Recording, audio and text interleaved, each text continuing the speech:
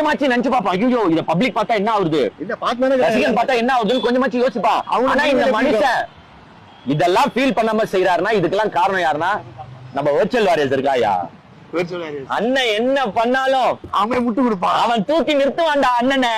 அப்படி பாகுபலி நிறுத்துவான் தூக்கி. 41 பேரை சாவச்சிட்டு வீட்டுக்கு வந்துருக்கு. வணக்கண்டி ரங்கநாயகி புருஷா, 2 பேரும் முன்னாடி கல்யாணம் பண்ணீங்க, ஒட்டா பார்க்க முடியல. இப்போ 2 பேரும் ஒன்றா வந்திருக்கிறீங்க, அருமையாக இருக்குது, ஜோடி சூப்பராக இருக்குது. சரி, மேட்ருக்கு வருவோமா?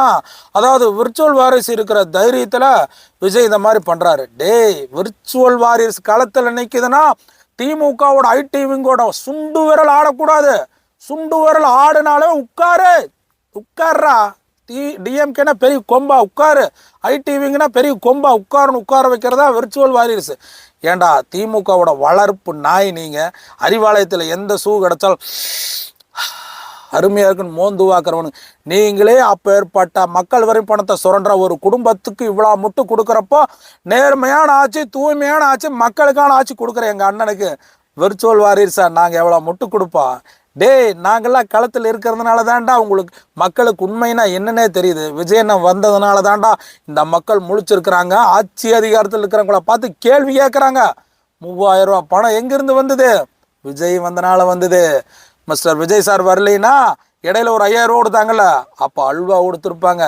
நாட்டில் நடக்கிற பிரச்சனை எல்லாம் எடுத்து இந்த மீடியாக்காரன் பேச மாட்டான், இந்த ரோஸ்ட் பிரதர்ஸ்காரன் அப்படி உட்காந்துக்குவா.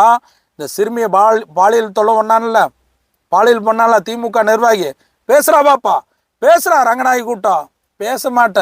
திமுகவின் வளர்ப்பு நாய் வெட்டி போடுறானுங்களே, கொள்றானுங்களே, பேசுறா. நீ பேச மாட்ட. திமுகவோட சுவன் மூந்து வைக்கிற வளர்ப்பு நாயிடா நீங்களா. ஏண்டா கண்டென்ட் கிடச்சதுங்கிறதுக்காக விஜய் திருசா இதாடா மேட்ரு. நாட்டில் ஆட்சி உங்களுக்கு கொடுத்ததா, ஓட்டு உங்களுக்கு போட்டது, என்னடா பேசிட்டு இருக்கிறீங்க? இப்போ சொல்ற நல்லா கேளுங்க தமிழ்நாட்டு மக்களே. இவங்கள மாதிரி யூடியூபர்ஸை நல்ல விலைக்கு கொடுத்து திமுக வாங்கி அவதூறு பரப்புறதுக்கு மட்டும் எப்படி ஆட்சி அதிகாரத்தில் நடக்கிற தப்பை பேசக்கூடாது. புதுசாக கட்சி ஆரம்பிச்சிருக்கிறாரு மிஸ்டர் விஜய், அவரை பற்றி பேசுங்கன்னு சொல்லி இறக்கி விட்ட திமுகவின் வளர்ப்பு நாய் த ரோஸ்ட் பிரதர்ஸ். புரிஞ்சுதுங்களா? இவனுக்கெல்லாம் உண்மையாகவே கேடுகட்ட விஷயத்த பண்ணிட்டு இருக்கிறாங்க. ஆட்சி அதிகாரத்தில் நடக்கிற தப்பை சொன்னால் எங்கே ஆட்சி மாறிடுமோங்கிற பயத்தில், காசு கிடைக்காதுங்கிற பயத்தில் நம்மளை விட மாட்டேங்கிறாங்க.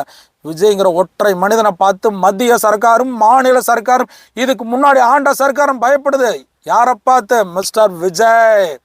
இந்த உடம்புல ரத்தம் இருக்கிற வரைக்கும் அந்த விஜய்க்காக உண்மையாக நிற்ப. புரிஞ்சுதா? உங்களை எல்லாம் வச்சு சேரக்கு தாண்டா நான் வந்திருக்கிறேன். ரங்கநாயகி கூட்டங்களா,